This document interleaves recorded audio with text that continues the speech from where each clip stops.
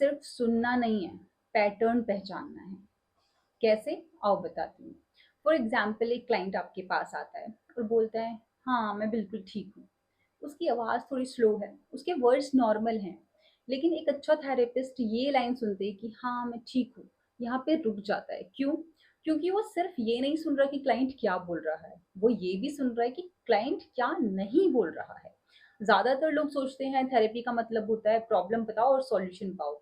जैसे कि आपने सिम्टम्स बताए कि सर दर्द है, टेम्परेचर ज़्यादा बढ़ा हुआ है, मेडिसिन ले आए अपने फीवर की और खा ली। या फिर गाड़ी है, आवाज़ कर रही है ज़्यादा, तो उसमें कोई दिक्कत थी, उसका पार्ट चेंज कराया और डन। लेकिन थेरेपी इस तरह काम नहीं करती। एक अच्छा थेरेपिस्ट एडवाइस का कोई वेयर हाउस नहीं है, बल्कि वो तो एक ऐसी जगह क्रिएट करता है जहाँ आप अपने आप को देख सके, अपने आप को सुन सके, अपने आप को पहचान सके। थेरेपी आंसर देने के बारे में बिल्कुल भी नहीं है।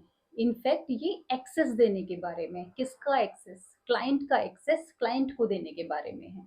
एक ऐसा स्पेस क्रिएट करना जहां वो अपने आप को जान समझ सके। चलिए एक एग्जांपल लेते हैं। सोचो एक क्लाइंट है, नाम रख लेते हैं रोहन। रोहन थेरेपिस्ट के पास जाता है और कहता है कि बस ऑफिस में थोड़ा काम ज्यादा है, इसलिए स्ट्रेस में रहता हूँ। ऊपर से ये सिर्फ स्ट्रेस ही लगता है, लेकिन अगले कुछ सेशंस में आपको पता चलता है एक्चुअली रोहन का कोई दोस्त था जिसने उसकी हेल्प नहीं की जब रोहन को सबसे ज्यादा जरूरत थी।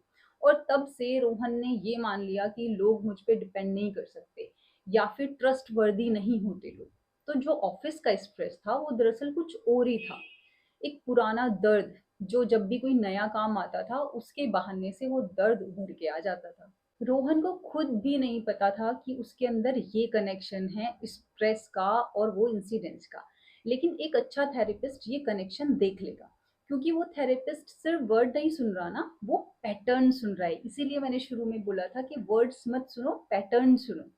अब यहाँ दो चीजें इंपॉर्टेंट हैं और इनमें फर्क समझना भी जरूरी है। एक है एम्पैथी और एक है अंडरस्टैंडिंग।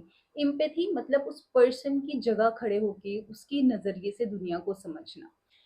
और एक अंडरस्टैंडिंग, उससे एक लेवल और आगे जाते हैं। ये सिर्फ उसका इमोशन फील करना नहीं है, ये भी देखना है कि ये इमोशन आ कहाँ से रहे हैं। क्लाइंट अलग अलग कहानियां सुनाता है, ऑफिस का स्ट्रेस, फैमिली का स्ट्रेस, आर्ग्यूमेंट, एक पुरानी दोस्ती।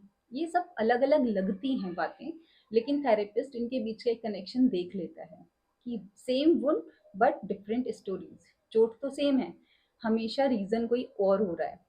और वही कनेक्शन थेरेपी को मीनिंगफुल बनाता है। अब सवाल ये है, ये सब एक्चुअली काम करता कैसे है? क्या रियल टेक्निक्स हैं जो थेरेपिस्ट यूज करता है? तो चार चीजें समझ लो। एक है अनकंडीशनल पॉजिटिव रिगार्ड, मतलब थेरेपिस्ट क्लाइंट को कभी जज नहीं करेगा चाहे वो कुछ भी बोले। अगर थेरेपिस्ट तुरंत बोल देता है, मान लो कि कहाँ स्ट्रेस है, तुम तो बिल्कुल ठीक लग रहे हो, तो यहाँ पे क्या होगा, क्लाइंट डिफेंसिव हो जाएगा। तो हमें जज नहीं करना है, हमें उन्हें एक स्पेस देना है जहां वो खुल के अपनी बातों को रख सके। दूसरी होती है रिफ्लेक्टिव लिसनिंग। क्लाइंट की बात को हल्का सा रिफ्रेज करके बोलना होता है। जैसे कि क्लाइंट ने क्या कहा कि बस ऑफिस में स्ट्रेस है, थेरेपिस्ट बोल सकता है कि लगता है काम का प्रेशर काफी ज्यादा फील हो रहा है आजकल। इतना सिंपल सा रिफ्लेक्शन करना है और क्लाइंट खुद आगे से अपनी बात को एक्सप्लोर करने लगता है।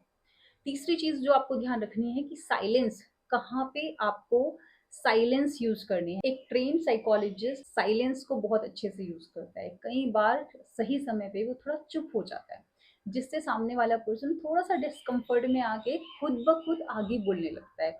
और वही मोमेंट होता है जब अनस्पोकन पार्ट जो है वो सरफेस पे आ जाता है। और फोर्थ पार्ट जो आपको याद रखना है वो है नोटिसिंग इनकॉन्ग्रुएंस इन द पर्सन। जब वर्ड्स और बॉडी लैंग्वेज मैच नहीं करते, क्लाइंट बोल तो रहा है मैं ठीक हूँ, लेकिन वॉइस थोड़ी क्रैक हो रही है, आई कांटेक्ट अवॉइड कर रहा है, और आपको इसको तुरंत पॉइंट आउट भी नहीं करना है, पॉइंट्स को लिख के रखना है, ताकि ये आपको through out the therapy exploration के लिए हेल्प करे। ये चारों चीजें मिलाकर एक ही काम करती है कि क्लाइंट को फोर्स नहीं करना, बल्कि अपनी स्पीड से अपने ट्रुथ तक पहुंचने देना। लेकिन अब एक ट्विस्ट आता है जो लोग ज्यादातर भूल जाते हैं। ये सब सुनना समझना तभी पॉसिबल है जब थेरेपिस्ट खुद शांत हो। अगर थेरेपिस्ट खुद अपने ईगो में है, उलझा हुआ है, अपने स्ट्रेस में है, अपनी जल्दी में है, तो वो रोहन की बात तो क्या ही सुन पाएगा, है ना? तो वो अपने दिमाग में ऑलरेडी एक जजमेंट बना लेगा कि अरे ये तो ओवर थिंक कर रहा है, इसका सॉल्यूशन तो सिंपल है, टाइम मैनेजमेंट सिखा दो, स्ट्रेस मैनेजमेंट सिखा दो। लेकिन अगर थेरेपिस्ट का माइंड शांत होगा, क्लियर होगा, तो वो बिना जल्दी कंक्लूजन दिए, बिना जजमेंट दिए सिर्फ सुनता है और समझता है। एक शांत दिमाग वो सब सुन सकता है जो एक बिजी दिमाग मिस कर देता है।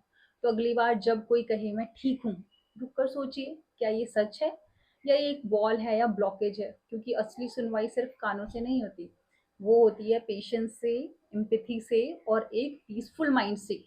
थेरेपी का सबसे पावरफुल हिस्सा पता है क्या है? बोलना नहीं, सुनना। और शायद लाइफ में भी हम सबको थोड़ा ज्यादा सुनना सीखना चाहिए। Now it is introspection time for you too. क्या आप सच में सुनते हैं या सिर्फ जवाब देने का वेट करते हैं?